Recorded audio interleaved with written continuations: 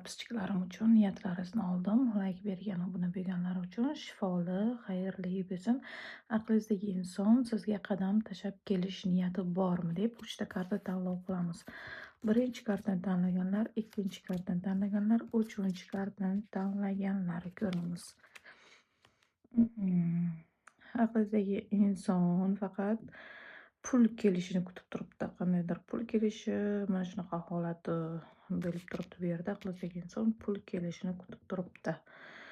Shu bilan nimalar o'rtalaringizda shu oy masalan pul bilan problema bo'lgan bo'lishi mumkin. O'shani pul bilan hozir pul uylovda turibdi. Ikkinchi kartani tanlaganlar nimadir tortishib turibsizlar, o'sha narsaga kelisha olmayapsizlar hozirgi vaqtda. Bittalaringiz u yoqqa, bittalaringiz bu yoqqa tortishib turibsizlar. U sizga bo'ysunishni xohlamayapti, siz unga bo'ysunishingizni xohlamayapti. Xullas, mana shunaqa holat. Ikkalaringiz ham qaysarlik qilib turibsizlar. Uchinchi kartani tanlaganlar esa hozirgi paytda muammolari, problemalari juda ko'p.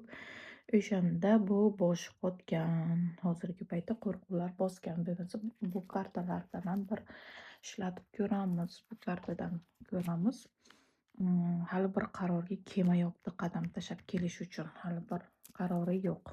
Bu kartani tanlaganlar kimdir bir ayol kishi kontrol asosida turibdi. Shunaqa holat bo'lib turgani. Uchinchi kartani tanlaganlar esa yo'llari berk buni mana. Harakat qilaman deyapti, kelolmayapti.